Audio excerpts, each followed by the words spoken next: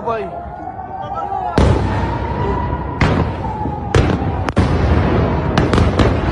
Alors voici les images des attaques de la nuit dernière. Je vais vous en passer encore quelques-unes. Regarde. C'est bon.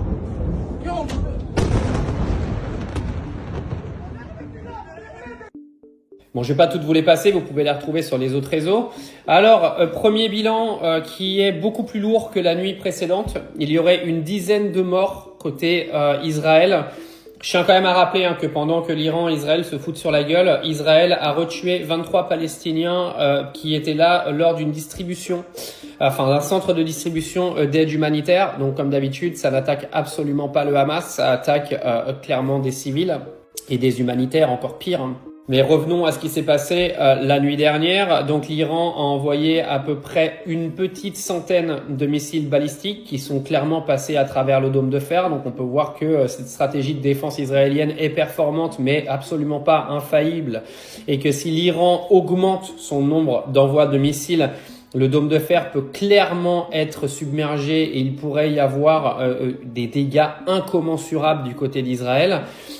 L'Iran, pour l'instant, calcule ses attaques. Pour ceux qui pensent qu'ils envoient tout, je tiens à vous rappeler qu'ils ont plus de 3000 missiles balistiques et que pour l'instant, ils en ont envoyé 250 en l'espace de 2 jours. Donc, on est encore très loin de ce que l'Iran est capable de faire.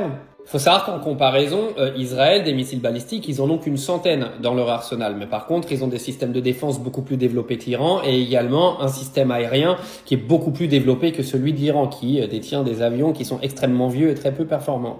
Donc, je vous disais, le deuxième bilan fait état d'à peu près 9 à 10 morts du côté israélien, des dégâts qui sont énormes dans le nord d'Israël, près d'Haïfa, et encore une fois du côté de Tel Aviv. Alors bien sûr, le dôme de fer a quand même fait son travail pour éviter que les dégâts soient encore plus grands. Au niveau déclaration internationale, moi, ce qui me fait halluciner, c'est que les Américains qui demandent une désescalade expliquent quand même que si l'Iran touche une ambassade américaine ou une infrastructure américaine, les États-Unis rentreront dans la guerre pour aller exterminer l'Iran une bonne fois pour toutes. Très bonne déclaration pour calmer le jeu. Bien bravo Donald Trump, comme d'habitude.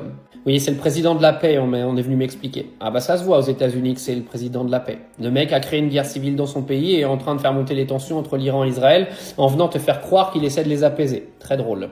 Côté iranien, Israël a bombardé des raffineries de pétrole dans le but clairement d'affaiblir économiquement l'Iran parce que le pétrole est quelque chose de très important là-bas. A tué 78 personnes dont des civils, à peu près, que je vous dise pas de conneries, 300 blessés avec une soixantaine d'enfants qui ont été blessés. Donc quand on vient me dire qu'Israël bombarde que des sites stratégiques, ça me fait quand même rigoler. Ah oui, excusez-moi, je pense que le gouvernement iranien avait planqué des enfants dans la raffinerie de pétrole. Oui, c'est vrai. Donc affaire à suivre parce que Benjamin Netanyahou a dit que de toute façon il n'arrêterait pas tant qu'il n'aura pas rempli ses objectifs.